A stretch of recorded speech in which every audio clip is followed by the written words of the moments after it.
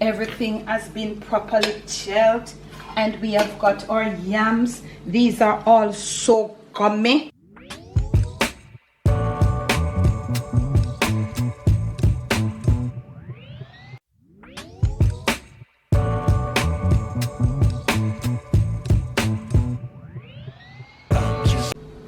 On today's episode of the Jamaican cooking journey, I'll be sharing with you another little cook down video.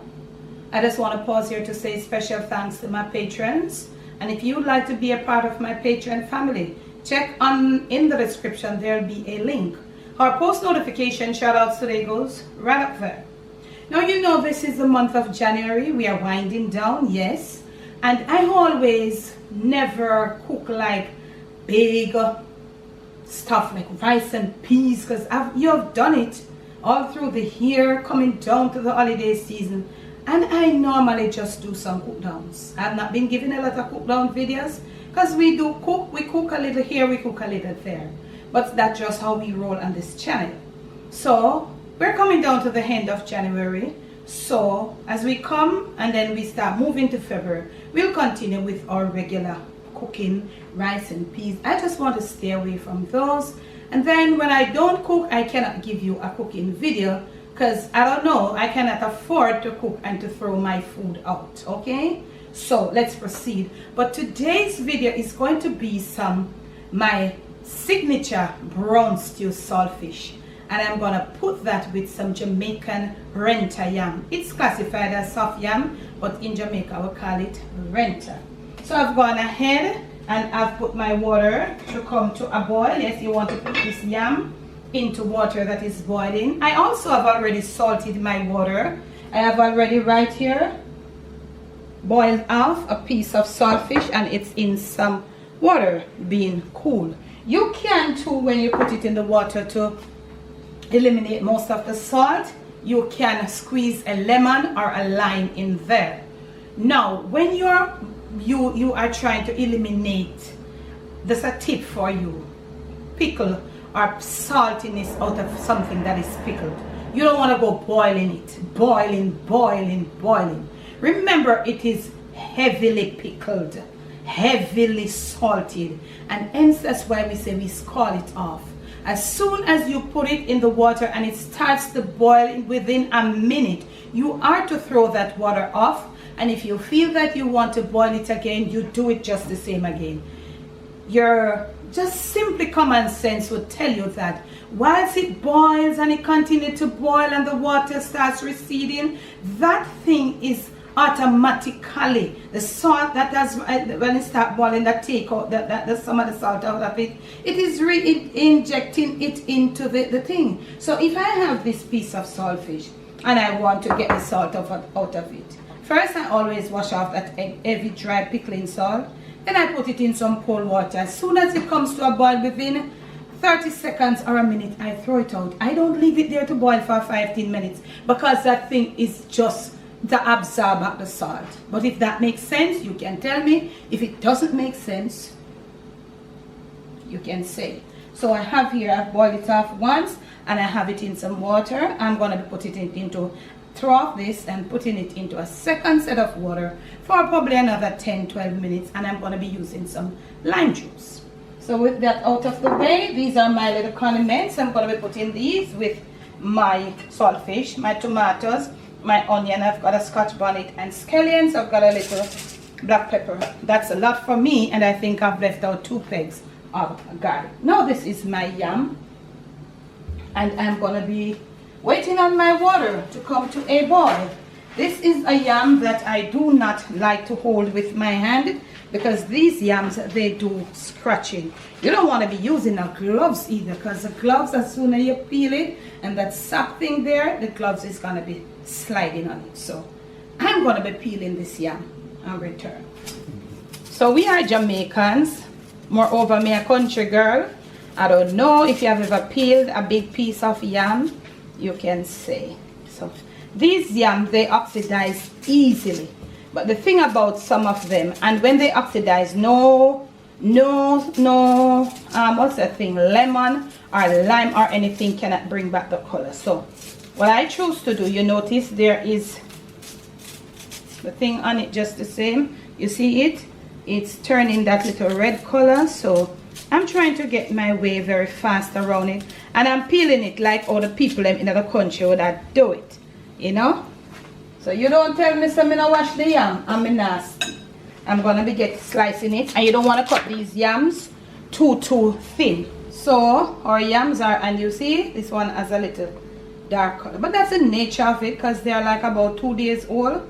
So we'll be leaving in there. Me personally, I be leaving them in there to cook.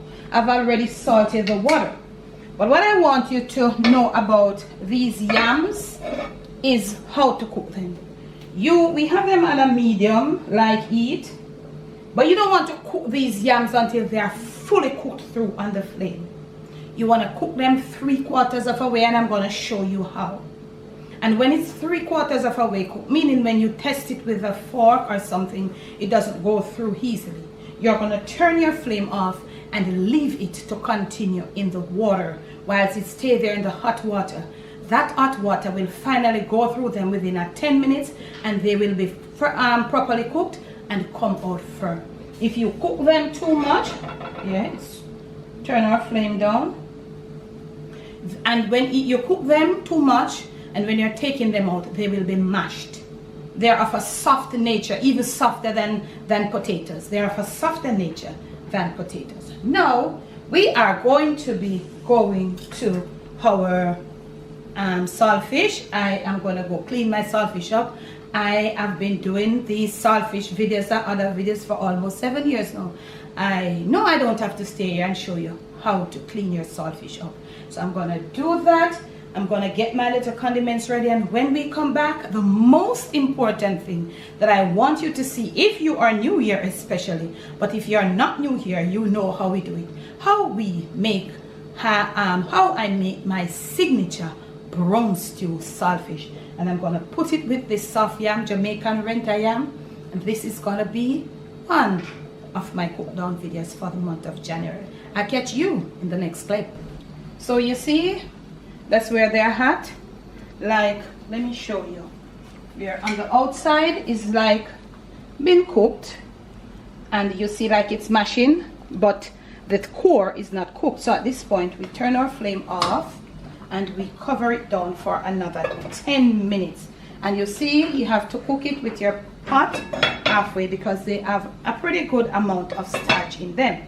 Right here we have got our skillet, and we have some oil in there, and we're preheating our skillet on a very high heat because this skillet here is very thick.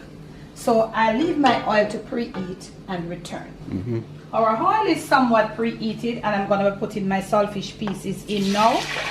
This pot is very thick, and I'm going to be browning them off. So I'll be spreading them out inside here, just like that.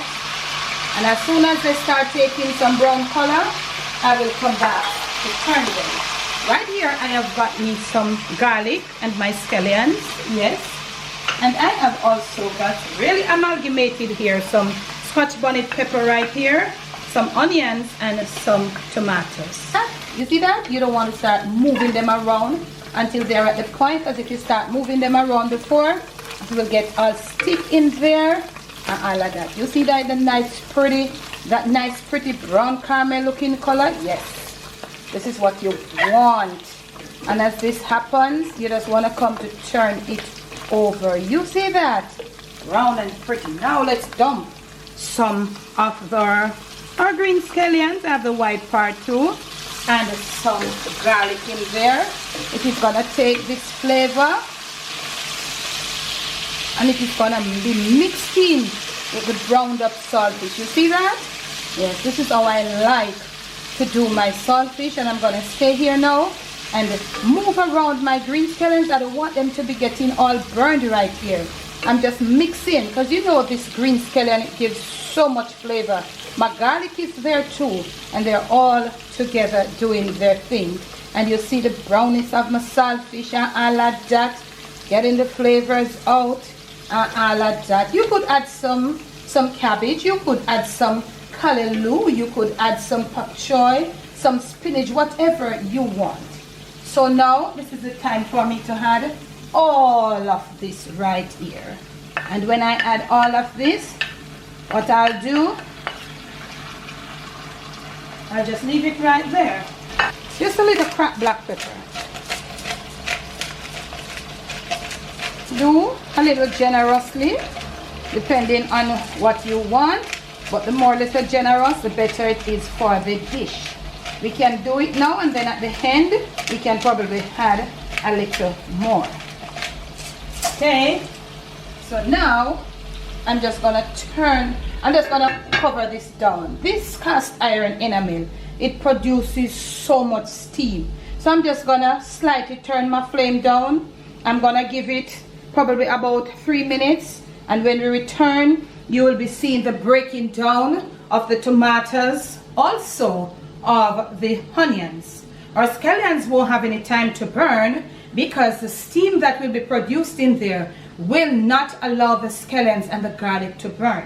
So I'll give this 3 minutes. When I return, my onions and my tomatoes should be even redder though, but sometimes we ain't got control over that when it's not ours. Okay, so we are gonna come back when they are ready, and we are gonna turn them, and you will see how they break down and start producing this sort of nice, you know, like succulent gravy. And we are gonna lower our flame, give it a stir, and leave it to come right down till all those tomatoes are come like right out and giving that mushy look. And then we're gonna plate up some with our yams that are in here, and they are just absorbing the rest of the finished cook in there. And then you'll see what beautiful dish our Jamaican Renta yam with my brown stew signature saltfish stew. Next clip.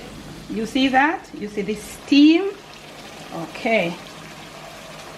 Now it's time to give it a beautiful stir. See what I'm talking about? Or what I was talking about.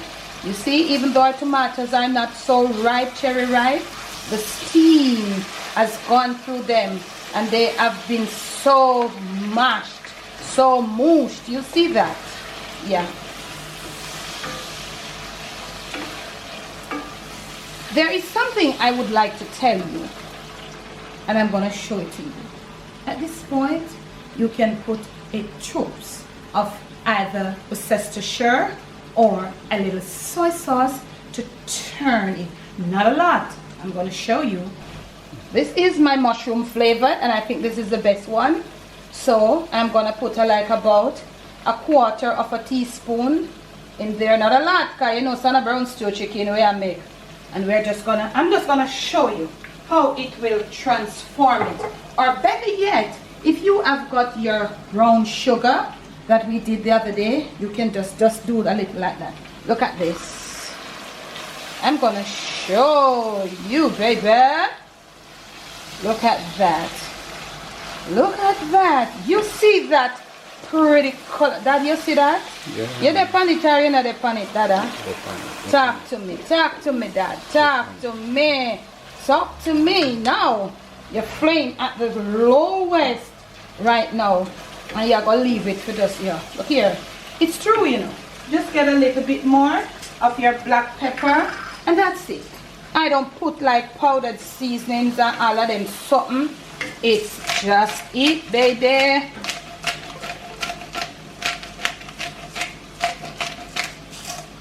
We're gonna leave it to just gel down on the low. You see how these onions are broken down. You see them tomatoes, everybody coming together.